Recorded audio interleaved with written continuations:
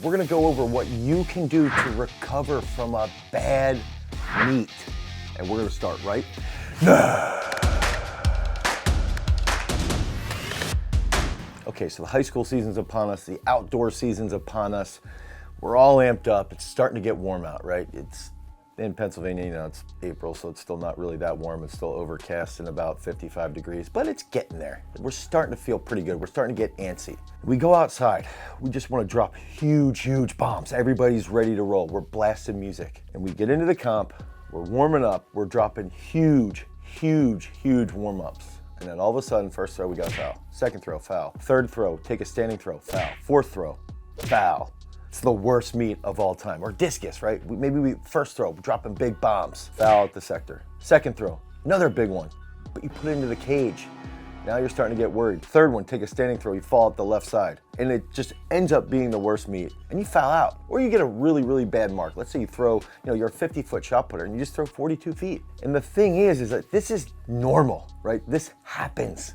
This is throwing. And it's one of those factors that it can be really hard and really challenging to recover from. And so what we've got to do is look at that bad meet and look at the habits that happened and look at it and say, why did I have these fouls? And I think that first of all, I will tell everybody here that one of the easiest things that you can do, and one of the things that we've probably solved hundreds of high school throwers' issues, is that you could pick up a technical analysis at throwsuniversity.com. You can buy the technical analysis, and within one or two analysis, we can give you 3 to 4 drills that you can do to improve that fouling issue. We can say, hey, just do this. Come out of the back, put that right down a little bit sooner, and make sure that you're hitting this position so you don't foul. What ends up happening is that when we're fouling, we start to get in our head, and then your coaches are saying like, stop fouling, why are you watching the shot? That's like the classic, that's the absolute classic result is always, I was watching the shot, that's why I fouled. No, you probably fouled because you didn't finish as well as possible. You weren't watching the shot. Like, people say that all the time. And yes, it can be true to a point, but there's reasons why you are watching the shot. Something happened prior to that.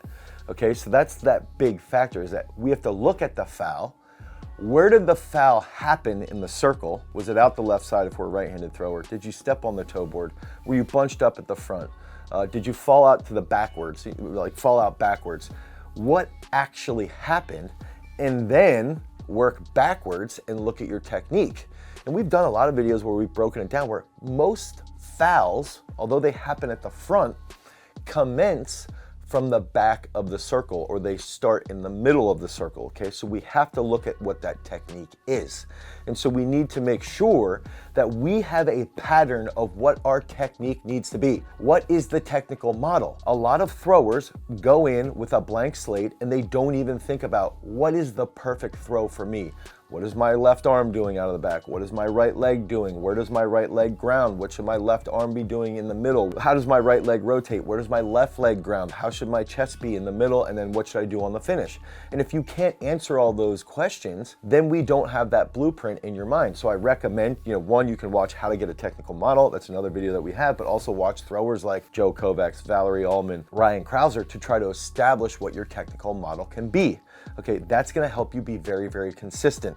Now, the next step would be, if we understand that technique leads to fouls, and we understand that most fouls actually start from the back of the circle and then that forces us to foul at the front, the other factor, that's like the big factor, right? We also have to have those cues in place. And if we have those cues in place, the cues will trigger what our technique is, and the technique will trigger whether or not we're fouling. Okay, so if we have consistency with cues, and we know what those cues mean in regards to our technique, it makes it easier to fix the fouling problem. But that starts with something that we refer to as rituals. When I went to the Olympics and I went to the holding area, right? And we're sitting in the holding area and I'm watching all these big time throwers come out, and I'm about to coach Alex Rose or Sam Mattis, and they're about to come out of the tunnel. I can see what Daniel Stahl was doing before he actually won the Olympics. I could see what Ryan Krauser was doing. I could see what these world-class throwers were doing as they were preparing to come out. They had specific rituals. They had the specific types of shoes that they were going to be wearing. They had the way that they were sitting, the music that they were listening to, the thoughts that they were going through, the visualization that they were doing.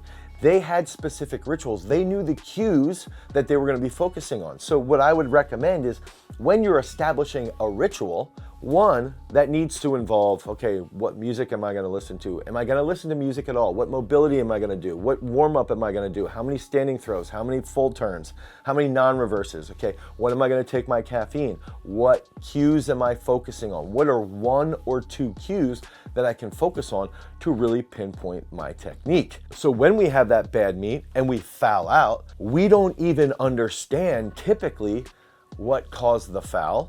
We don't have that technical model established, and we don't even have cues going into the meet. That next thing is the foul out, the bad meet does not define you.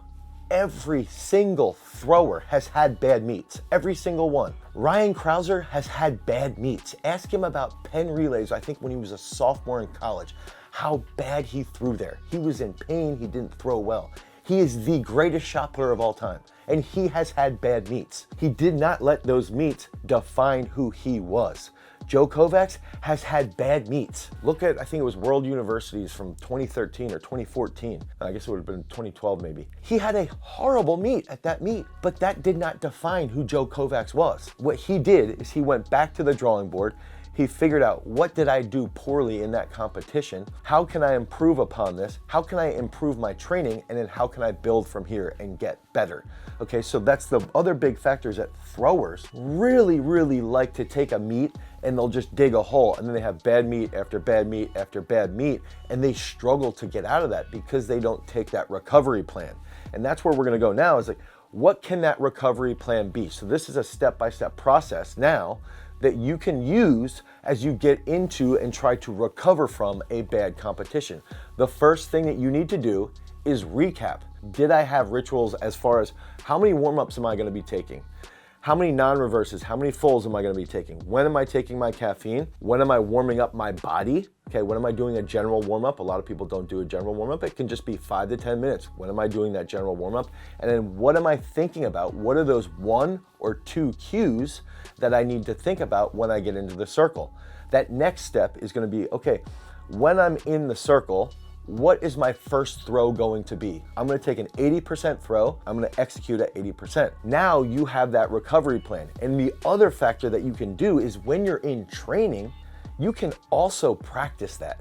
You can practice your rituals, you can practice the cues that you're using, and you can get into the circle and you can focus on those technical cues based off your technical model, based from your coaches, and you can say, all right, I'm gonna take 6 throws and I'm gonna try not to foul these throws. But you work on avoiding the foul based off of having good technique, not off of trying not to foul. Okay, so that's the big factors. Use that recovery plan, but try to establish those rituals as you get into a competition and even as you get into training. And the most important factor here is that bad meets do not define, 1, who you are as a person, and 2, they do not define your career. So look at them more so as a way to grow. Some of the best philosophers in the world, Confucius, my favorite philosopher, would say that learning from these lessons is more important than being victorious in some cases, okay? Actually learning from your mistakes shows that you can become a superior individual. If you can learn from those mistakes in competition and grow, that's when you're gonna be a better person and a better shot putter or a better discus thrower. So if you need help with your training, head over to throwsuniversity.com. You can pick up a technical analysis or a training program to help you improve from that bad competition. But remember, that does not define who you are. Until next time, guys, peace.